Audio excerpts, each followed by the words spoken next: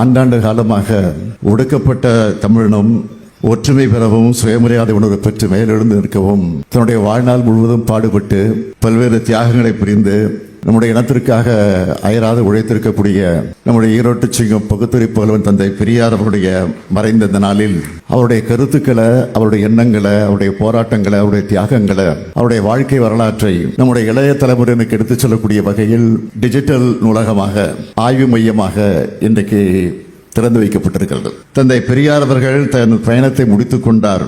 நாம் தொடர்வோம் என்று கலைஞர் அவர்கள் சொன்னாரே, தந்தை பெரியாரின் தொண்டர்களான நாம் அந்த பயணத்தை தொடங்கி இந்த முன்னெடுப்பை செஞ்சிருக்கிறோம். அவர் ஆழ்ந்த காலத்தில் அவர் பேசின முற்போக்கு கருத்துக்களுக்காக, மானுட சமுதாயத்தோட விடுதலைக்கான கருத்துக்களுக்காக பழமைவாதிகளிடமிருந்து பிற்போக்குகளிடமிருந்து கடுமையான எதிர்ப்பை அவர் சந்திச்சார். ஊருக்கு வரக்கூடிய தடை, பேச தடை, கோயிலுக்குள் நுழைய தடை, எழுத தடை, பத்திரிகை நடத்த தடை, போராட்டம் நடத்த தடை, அத்தனை தடைகளையும் உடைச்சு இன்றைக்கு அவரை பேசிக் கொண்டிருக்கிறோம். அவரை பற்றி புகழ்ந்து கொண்டிருக்கிறோம். அவருடைய வரலாற்றை எடுத்து சொல்லிக் கொண்டிருக்கிறோம். அவரை இன்றைக்கு நினைவுபடுத்தி அந்த உணர்வுகளை இன்றைக்கு நாம் வெளிப்படுத்திக் கொண்டிருக்கிறோம். இதுதான் தந்தை பெரியாருடைய தனித்தன்மை.